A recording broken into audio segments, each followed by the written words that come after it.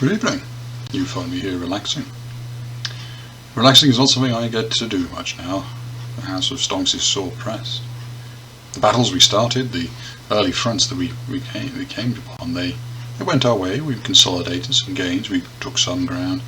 Then new battle lines opened, new areas of conflict, and those they have not gone the way of the House of Stonks. We are sorely pressed. Still, we are not yet out of this game. These are battles. Some we win, some we lose. We may be losing more now, but the war is not yet over. And given time, we can yet still prevail. And those losses we have made, they can be regained and recovered. We are not yet out of this game of Stonks. Okay, so it's been a couple of weeks since the opening positions. How have we done from there? What have we gone? As we just alluded to in the intro piece, probably not so well. Some of those early positions worked out for us, but some of the others haven't. So let's take them one by one. AMC, how do we do with AMC? So it looks like we actually AMC's the best performer. We got well on that. Within 14 days, we'd hit our 50% profit on that contract. AMC had never dipped to our strike price of $8. It got close at one point, but it never actually hit $8, so we never got assigned. The contract had worn off 14 days of delta, so theta on it, and the price was high enough now that the contract was now worth 50% more than when we sold it. So we closed it. So 50% less, than when we closed. So we sold it. So we took half the money. We gave the other half back. Brilliant. Then went for, well, okay, we'll do it again. We'll open up AMC. Spent a while waiting, trying to find a good entry point, but unfortunately, due to the price change, selling that contract again, selling a $8 put on AMC with a similar duration, wasn't worth quite as much. But it's still AMC at $8. I'd be quite happy to buy them at that point at the moment. It ties up $800 of our money, and we got $50 off that within 2 weeks. That's not too bad, so we'll do it again. So basically sold another one. How did Ford do? Well, Ford came a bit scary. It got some gains, but then Ford had their earnings, and the market's response to the earnings was not great. So Ford basically tanked, and for a while was actually sitting at $11, given our put that we sold was at $11. So as you say, someone could sell it to us at $11 if they wanted. Now, of course, the thing is, you wouldn't do that because you have to buy the contract first and then sell at $11. So your sell price isn't actually 11; it's 11 less, whatever you bought the contract for. So no one assigned us on that one. And then over the next week or two, the price of Ford pulled back up again. So it's not what it was, but it's still above our our strike price. So Ford is now starting to come back into the green again, and again eventually when it gets to 50% profit, we'll basically buy ourselves out of that contract. It's going to take longer now because it was trundling away merrily, and then all of a sudden the price dipped, so the contract value changes, not in our favour. So the next one is how does SPY done? The Standard & Poor's 500. Standard & Poor's 500 over the time period we'll be looking at, it's up. It's consistently going up. And we're still just about profitable on that contract. But that contract was there for nearly a year, so we have plenty of time to realise gains on that. Obviously, if it gets to 500, great.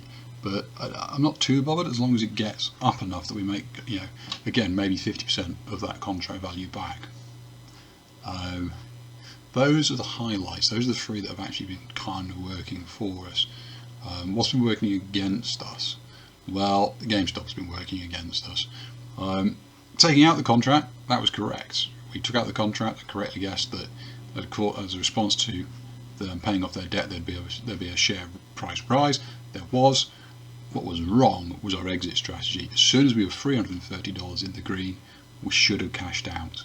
I wasn't quick enough, I must admit. I've got a day job, I have other things I need to do, and within a space of a day it had gone back to negative, and now it's just burning all that theta away. So now it's $300 plus in the red, and it's, unless there's an absolute massive spike in price, it's not going to turn green. So I could close now, but honestly, for the sake of $120 or so, I'm just going to let it ride for the next couple of weeks. You never know.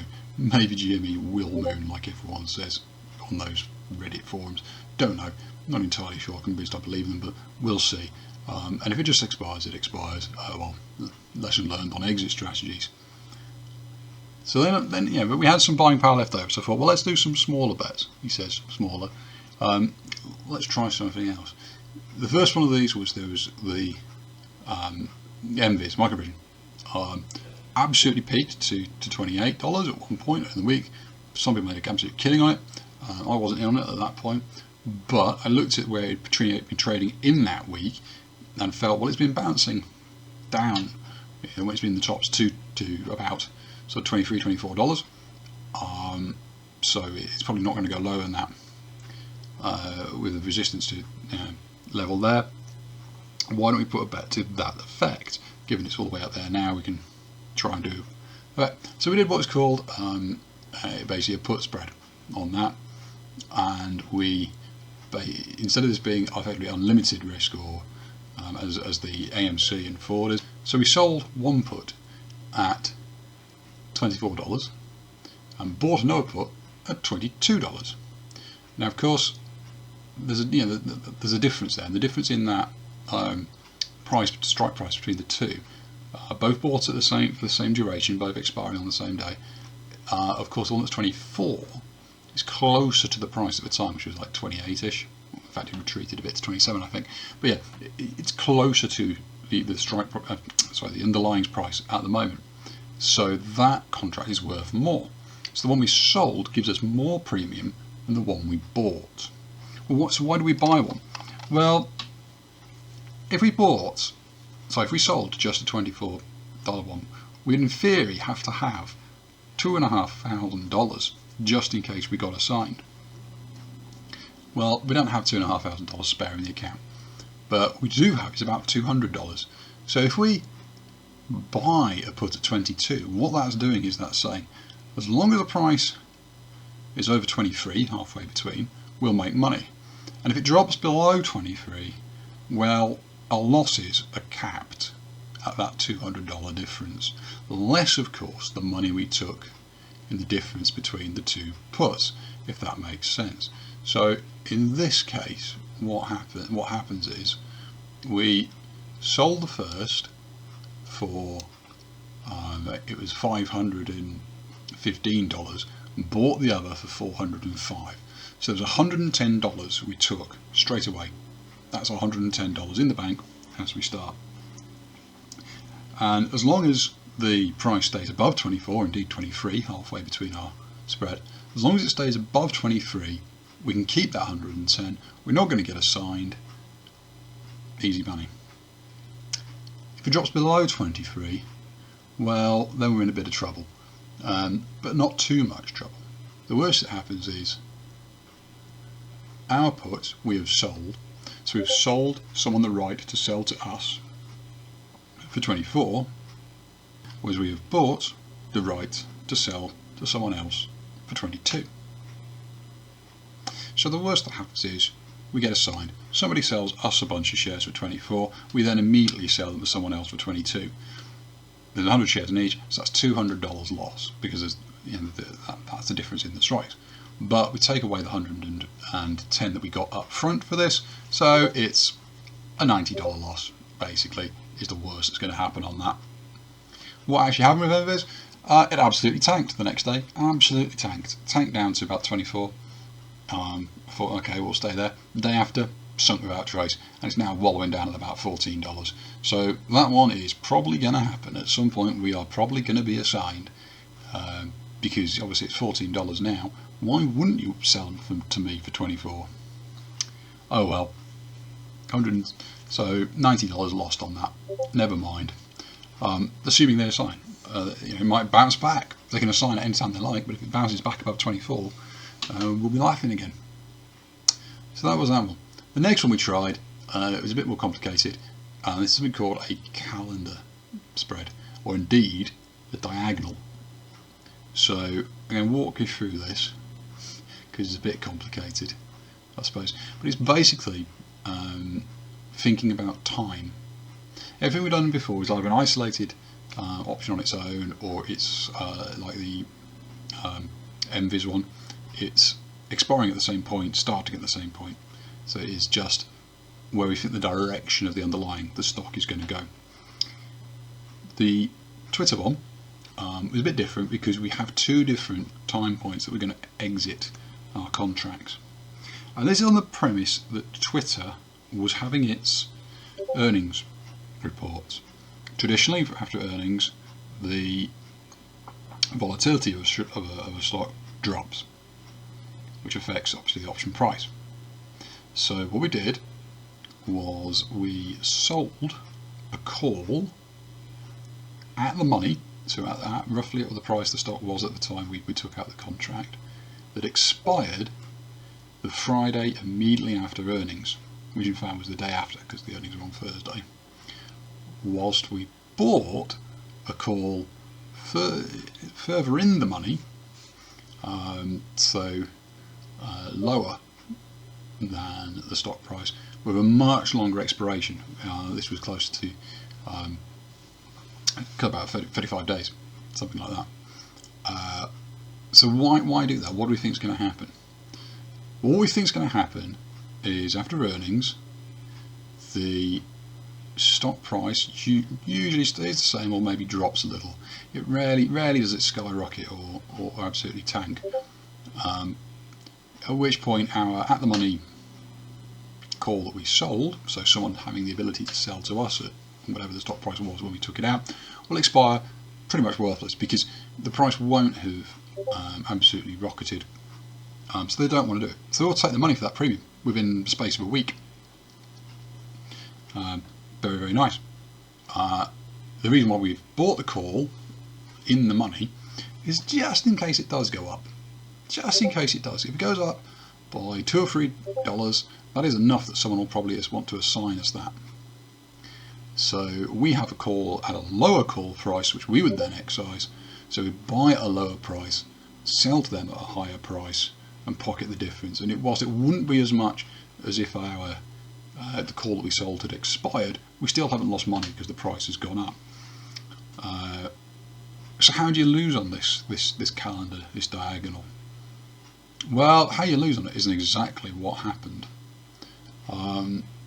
My feeling for the Twitter earnings was they were going to be about average. They're going to stay with what they'd predicted. They weren't going to be too far off it. It wasn't going to have too much market shock. Boy, was I wrong.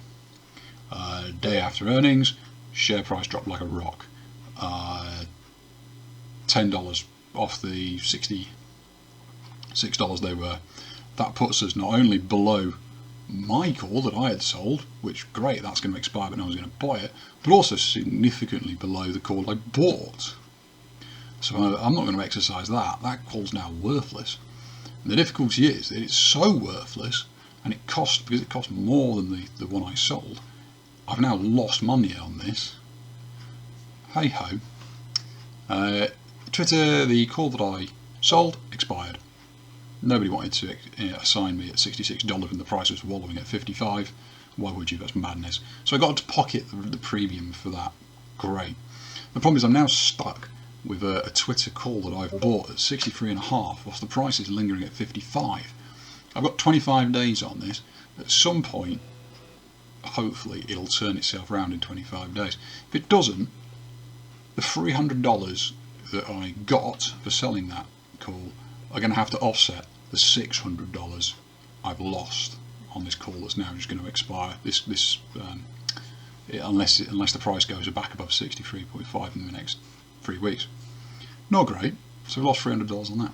So all told, we've lost $300 on the Twitter unless the price goes up. We've lost $200 on the Microvision unless the price goes up. We're going to lose $500-ish on the GameStop unless that price goes up. So we've lost about $1,000 between those three contracts. On the flip side, how much have we made? About 100 on the other contracts. And this is a fundamental kind of problem with these kind of stock trading. Is that it's really easy to lose your money really hard to make money. That's that is the nature of this. So going forward, we're going to have to work really hard to get that $1,000 back. But given we started with $2.8, $2.6, $2.8,000, we're not out of the game. We'll continue to try and sell the AMC and the forward puts, but we might not try some of these more riskier plays like the Twitter and the Microvision and the GameStop. Stick to the more solid stuff for a while, rebuild the portfolio, which is probably not going to be the most interesting viewing. But anyway, next one, either next week or two, we'll see how everything pans out. See if we can eventually get the Ford to give us money. See if Microvision or Twitter come back up. We'll see. But yeah, that's the next few weeks.